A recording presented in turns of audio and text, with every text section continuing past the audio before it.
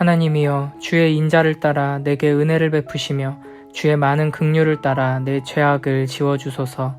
나의 죄악을 말갛게 씻으시며 나의 죄를 깨끗이 제하소서. 물은 나는 내 죄가를 아오니 내 죄가 항상 내 앞에 있나이다.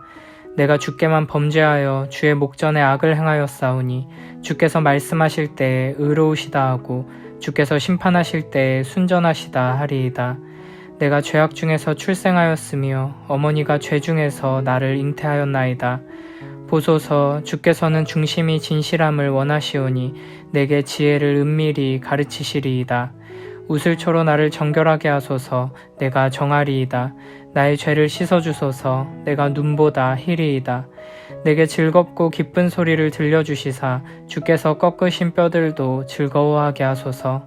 주의 얼굴을 내 죄에서 돌이키시고 내 모든 죄악을 지워주소서. 하나님이여, 내 속에 정한 마음을 창조하시고 내 안에 정직한 영을 새롭게 하소서. 나를 주 앞에서 쫓아내지 마시며 주의 성령을 내게서 거두지 마소서. 주의 구원의 즐거움을 내게 회복시켜 주시고 자원하는 심령을 주사 나를 붙드소서. 그리하면 내가 범죄자에게 주의 도를 가르치리니 죄인들이 주께 돌아오리이다. 하나님이여, 나의 구원의 하나님이여, 피 흘린 죄에서 나를 건지소서. 내 혀가 주의 의를 높이 노래하리이다. 주여, 내 입술을 열어주소서. 내 입이 주를 찬송하여 전파하리이다. 주께서는 제사를 기뻐하지 아니하시나니 그렇지 아니하면 내가 드렸을 것이라. 주는 번제를 기뻐하지 아니하시나이다. 하나님께서 구하시는 제사는 상한 심령이라. 하나님이여, 상하고 통회하는 마음을 주께서 멸시하지 아니하시리이다. 주의 은택으로 시온의 성을 행하시고 예루살렘 성을 쌓으소서. 그때 주께서 의로운 제사와 번제와 온전한 번제를 기뻐하시리니 그때 그들이 숫소를 주의 제단에 드리리이다.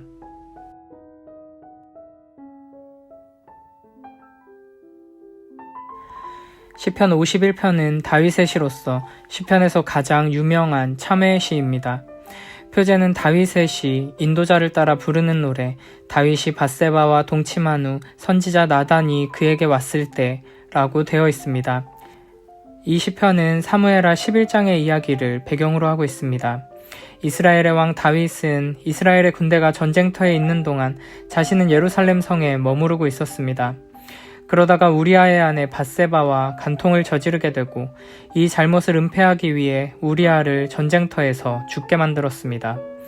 그리고 얼마 후 하나님께서는 나단 선지자를 다윗에게 보내십니다. 나단 선지자는 어떤 부한 사람이 가난한 사람의 양을 빼앗은 이야기를 들려줍니다. 그러자 다윗은 진노하며 그 악한 사람을 죽이라고 명령합니다. 이때 나단 선지자는 다윗을 향해 당신이 바로 그 사람이라고 외치며 다윗이 저지른 끔찍한 죄에 대해 무섭게 책망합니다. 이에 다윗은 이렇게 기도합니다. 하나님이여, 주의 인자를 따라 내게 은혜를 베푸시며 주의 많은 긍휼을 따라 내 죄악을 지워주소서. 나의 죄악을 말갛게 씻으시며 나의 죄를 깨끗이 제하소서. 다윗은 지금 자신의 죄를 지적하는 선지자 앞에서 회개하는 모습을 보이고 있습니다. 이것이 바로 다윗의 위대함입니다. 그는 비록 추악한 범죄를 저질렀지만 자신의 죄를 지적하는 선지자를 왕의 권세를 이용해서 물리치지 않았습니다. 그는 하나님 앞에서 자신의 죄를 고백합니다. 1절, 2절에서 다윗은 죄에 대해 서로 다른 세 가지 표현을 사용합니다. 첫 번째로 내 죄악을 지워주소서라고 할 때 죄악은 경계를 넘어가는 것, 법을 어기고 의도적으로 반역하는 것을 의미합니다. 두 번째로 나의 죄악을 말갛게 씻으시며 라고 할 때 사용된 죄악이라는 단어는 부패하고 타락한 상태를 의미합니다. 그리고 세 번째로 나의 죄를 깨끗이 제하소서 라고 할 때 죄는 관역에서 빗나가다는 의미를 가진 단어입니다. 3절에서는 내 죄를 내가 알고 있으며 내 잘못이 항상 눈앞에 아른거립니다 라고 고백합니다. 다윗은 자신이 너무나도 더럽고 악한 죄를 지었고 하나님의 말씀을 어기고 왕이신 하나님께 반역을 저질렀다는 것을 인정하면서 아파하고 괴로워하며 그런 자신에게 은혜를 베푸셔서 죄를 지워주시고 깨끗이 씻어달라고 간구하고 있습니다. 4절에서는 이렇게 말합니다. 내가 주께만 범죄하여 주의 목전에 악을 행하였사오니 주께서 말씀하실 때에 의로우시다 하고 주께서 심판하실 때에 순전하시다 하리이다. 주께만 범죄하였다는 말이 자신의 범죄로 말미암아 피해를 입은 다른 사람들에 대해서는 아무런 신경도 쓰지 않는 것처럼 들릴 수 있지만 결코 그런 의미가 아닙니다.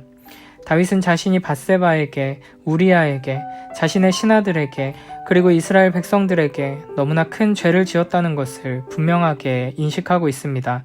그러나 이 죄는 단순히 사람에게 지은 죄가 아니라 궁극적으로 하나님께 지은 죄라는 것입니다. 이는 죄를 가볍게 여기고 하나님께만 대충 회개하고 해결하려는 태도가 아니라 오히려 다윗이 자신의 죄를 매우 무거운 것으로 바르게 인식하고 있다는 것을 보여주는 표현입니다. 자신의 죄는 궁극적으로 하나님께 지은 죄이기 때문에 단순히 피해자에게 용서를 빌고 충분히 배상을 하고 왕으로서 법적인 조치들을 행한다고 해서 해결할 수 있는 문제가 아니라는 것입니다. 그러므로 내가 할 수 있는 한 최선을 다해 나의 잘못에 대해 사과하고 피해를 보상하고 문제를 해결하는 것이 마땅하지만 그렇다 하더라도 하나님께서 벌을 내리신다면 받아야 한다는 것입니다. 5절에서는 내가 죄악 중에서 출생하였으며 어머니가 죄 중에서 나를 잉태하였나이다 라고 고백합니다. 이 고백도 마찬가지로 나라는 존재가 원래부터 죄로 가득한 악인이기 때문에 악을 행하는 건 어쩔 수 없는 일이라고 핑계를 대려는 것이 아닙니다. 다윗은 자신이 저지른 끔찍한 죄가 도대체 어디서부터 온 것인지를 자세히 살피며 이 끔찍한 일을 내가 그저 한순간의 실수로 저지른 것이 아님을, 나의 존재 자체가 하나님 앞에서 너무나 악한 죄인이기에 이와 같은 죄를 지었다는 것을 솔직하게 고백하고 있는 것입니다. 우리는 죄를 짓기 때문에 죄인이라 불리는 것이 아닙니다. 우리는 본래 죄악 가운데에서 태어났기 때문에 본질적으로 악한 죄인이기 때문에 죄를 짓는 것입니다. 그러므로 우리가 행한 악한 행동들 몇 가지를 회개한다고 해서 문제가 해결되는 것이 아님을 깨달아야 합니다. 문제는 우리의 존재 자체가 하나님을 미워하고 죄악을 사랑하며 죄를 향해 계속해서 나아가는 본성을 가지고 있다는 것입니다. 그러나 하나님께서는 이런 우리를 그냥 내버려두지 않으셨습니다. 우리에게 하나님의 말씀을 주셔서 무엇이 옳고 그른지를 분별하게 하셨고 양심과 도덕을 주셔서 무분별하게 죄악으로 빠져들지 않도록 보호해 주셨습니다. 그래서 6절에서 이렇게 고백하는 것입니다. 보소서 주께서는 중심이 진실함을 원하시오니 내게 지혜를 은밀히 가르치시리이다. 그러나 다윗은 하나님의 말씀이 들려왔지만 무시했고 하나님께서 이 세상에 세워두신 윤리와 도덕조차 무시하고 자신의 내면에서 들려오는 양심의 소리도 무시했습니다. 7절에서는 이렇게 간구합니다. 우슬초로 나를 정결하게 하소서 내가 정하리이다. 나의 죄를 씻어주소서 내가 눈보다 희리이다. 출애굽기에 보면 하나님께서 모세를 통해 이스라엘 백성들을 애굽에서 구원해내실 때 마지막 10번째 재앙으로 애굽 땅에 있는 모든 사람의 장자와 짐승의 첫 새끼를 다 치시는 심판을 내리십니다. 그때 이스라엘 백성들에게는 심판을 피할 길을 주셨습니다. 출애굽기 12장 22절입니다. 우슬초 묶음을 가져다가 그릇에 담은 피에 적셔서 그 피를 문 인방과 좌우 설주에 뿌리고 아침까지 한 사람도 자기 집 문 밖에 나가지 말라. 여기서 우슬초가 등장합니다. 하나님의 심판을 피하기 위해 피를 문에 바르는 도구가 바로 우슬초인 것입니다. 레위기 14장 1절부터 9절을 보면 나병 환자가 다 나아서 정결의식을 가질 때에도 우슬초를 피에 적셔서 정결하게 될 사람에게 뿌립니다. 다윗은 지금 자신의 죄를 나병과 같은 것으로 오직 하나님의 자비와 은혜가 아니고서는 치유받을 수 없는 것으로 고백하는 것입니다. 히브리서 9장 18절부터 20절에서는 이렇게 말씀하십니다.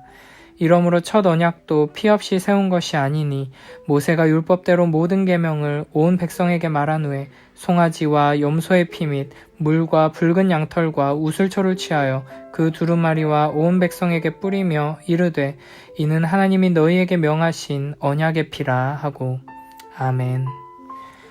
결국 다윗이 우슬초로 나를 정결하게 해달라고 간구한 것의 의미는 이 더러운 죄를 나의 능력으로, 인간적인 노력으로는 결코 깨끗하게 할 수 없으니 하나님께서 친히 그 속죄의 은혜로, 그 언약의 사랑으로 깨끗하게 회복시켜달라는 것입니다. 그리고 우리를 깨끗하게 하고 치유하고 정결케 하는 이 언약의 피는 곧 예수 그리스도의 보혈을 의미합니다. 우리의 죄를 인하여 십자가에서 피 흘려 죽임당하신 예수 그리스도를 믿고 바라보며 의지할 때 우리는 죄에서 구원받고 정결한 주님의 자녀로 회복될 수 있습니다. 8절 9절에서는 이렇게 간구합니다. 내게 즐겁고 기쁜 소리를 들려주시사 주께서 꺾으신 뼈들도 즐거워하게 하소서. 주의 얼굴을 내 죄에서 돌이키시고 내 모든 죄악을 지워주소서. 다윗은 하나님의 놀라운 은혜와 사랑으로 죄를 용서받고 다시 하나님 앞에서 기뻐하게 되길 간절히 원하고 있습니다. 그러면서 다시 10절에서는 이렇게 간구합니다. 하나님이여 내 속에 정한 마음을 창조하시고 내 안에 정직한 영을 새롭게 하소서. 다윗은 하나님께 내 속에 깨끗한 마음을 창조해달라고 간구합니다. 여기서 창조라는 말은 말 그대로 창세기 1장에 하나님께서 천지를 창조하실 때 무에서 유를 만들어내실 때 행하신 일을 의미합니다. 그러니까 지금 다윗은 자신의 마음이 치유가 필요하거나 회복이 필요한 것이 아니라 완전한 재창조가 필요하다는 것을 고백하는 것입니다. 죄인의 마음은 어느 정도 수리하고 고쳐서 사용할 수 있는 수준이 아니라 혼돈과 공허 가운데 창조의 역사를 이루신 하나님께서 완전히 새롭게 재창조해 주셔야만 한다는 것입니다. 정직한 영을 새롭게 해달라는 간구도 마찬가지로 흔들리지 않는 견고한 영으로 새롭게 회복시켜달라는 의미입니다.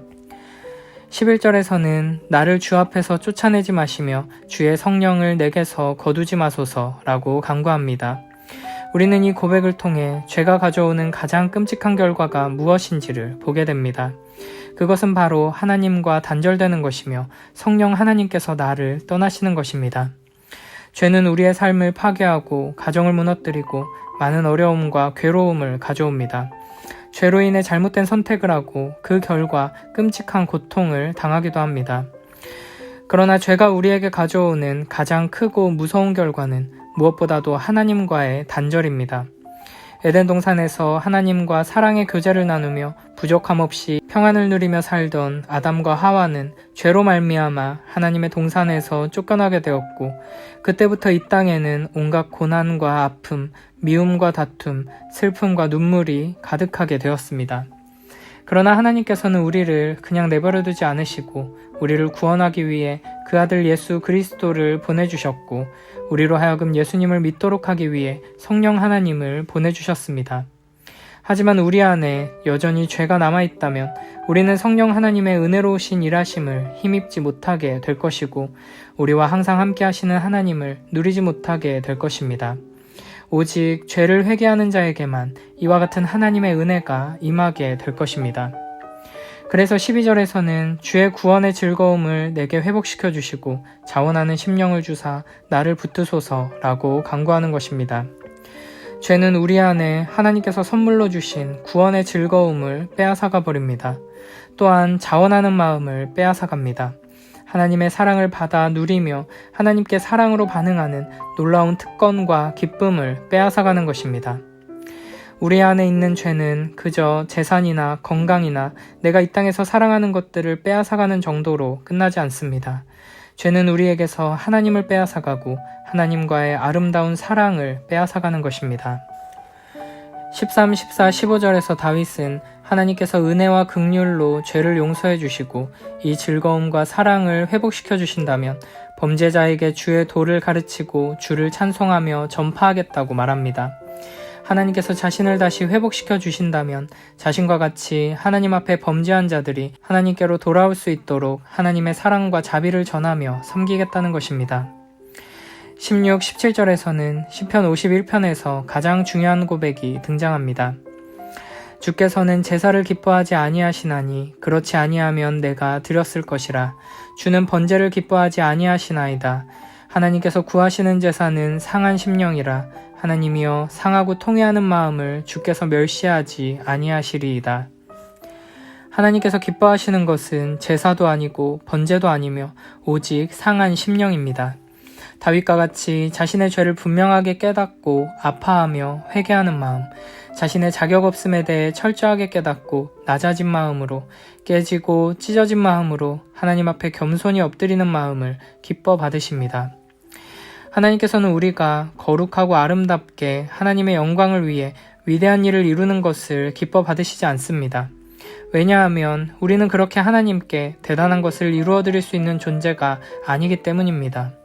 하나님께서는 나 자신의 한계를 분명히 깨닫고 끝없는 절망에 두려워하며 아파하는 우리의 연약하고 깨진 마음을 기뻐하십니다. 우리가 하나님 앞에서 나 자신의 연약함과 추악한 죄악 때문에 아프고 괴롭다면 하나님께서는 그런 우리의 상한 심령을 기뻐하십니다. 마지막 18, 19절에서는 자신의 죄로 말미암아 상한 공동체에 평안과 번영을 간구하며 예루살렘의 참된 예배가 회복되기를 구합니다. 주의 은택으로 시온에 선을 행하시고 예루살렘 성을 쌓으소서. 그때 주께서 의로운 제사와 번제와 온전한 번제를 기뻐하시리니 그때 그들이 숫소를 주의 제단에 드리리이다. 아멘. 우리는 시편 51편을 깊이 묵상하며 다윗의 이 회개의 기도를 나의 기도로 삼아 하나님 앞에 회개하는 자로 서야 합니다. 무엇보다 우리에게 필요한 것은 회개 기도가 아니라 회개하는 삶이라는 것을 잊지 말아야 합니다. 마틴 루터는 종교개혁의 불씨가 된 95개조 논제를 시작하며 이렇게 말했습니다. 우리 주 예수 그리스도께서 회개하라고 하셨을 때 이는 믿는 자의 삶 전체가 회개하는 삶이어야 함을 말씀하신 것이다. 마틴 로이드 존스 목사님도 이렇게 말했습니다. 회개하지 않은 사람이 그리스도인이 된 적은 없습니다. 당신의 삶에 회개의 특징이 나타나지 않는다면 그리스도인이라는 이름표를 떼어버리는 것이 낫습니다. 그러므로 우리는 하나님께서 다윗을 통해 우리에게 주신 회개의 교과서인 시편 51편을 깊이 묵상하고 이 고백을 나의 고백으로 삼아 매일매일 하나님 앞에 회개하는 자로 나아가야 할 것입니다. 다윗은 내가 이번에는 실수를 많이 했지만 이전에는 이렇게 선한 일도 많이 했습니다 라는 것을 근거로 주님께 나아가지 않았습니다. 내가 앞으로 어떻게 하겠다는 결심을 가지고 주님께 나아가지 않았습니다. 나 자신이 얼마나 철저하게 악한 죄인인지를 정직하게 바라보고 고백하며 나에게는 죄 용서를 구할 수 있는 어떤 자격도 그 어떤 권리도 없음을 분명하게 인식하고 오직 겸손히 하나님의 은혜와 긍휼을 구하며 나아갔습니다. 이처럼 우리도 하나님의 인자하심, 헤세드의 사랑에 기대어 회개하는 자가 되어야 할 것입니다. 시편 86편 5절에서는 이렇게 말씀하십니다. 주는 선하사 사죄하기를 즐거워하시며 주께 부르짖는 자에게 인자함이 후하심이니이다. 아멘. 나 자신에 대해서는 하나님의 진노와 저주의 심판 아래 멸망당에 마땅한 죄인이라는 것을 분명히 깨닫고 하나님에 대해서는 그런 나를 끝까지 사랑하시며 회개할 때 용서해 주시는 자비로우신 분이심을 믿고 의지할 때 우리는 진정으로 회개하게 될 것입니다. 요한일서 1장 8절부터 10절에서는 이렇게 말씀하십니다. 만일 우리가 죄가 없다고 말하면 스스로 속이고 또 진리가 우리 속에 있지 아니할 것이요. 만일 우리가 우리 죄를 자백하면 그는 미쁘시고 의로우사 우리 죄를 사하시며 우리를 모든 불의에서 깨끗하게 하실 것이요. 만일 우리가 범죄하지 아니하였다 하면 하나님을 거짓말하는 이로 만드는 것이니 또한 그의 말씀이 우리 속에 있지 아니하니라. 아멘.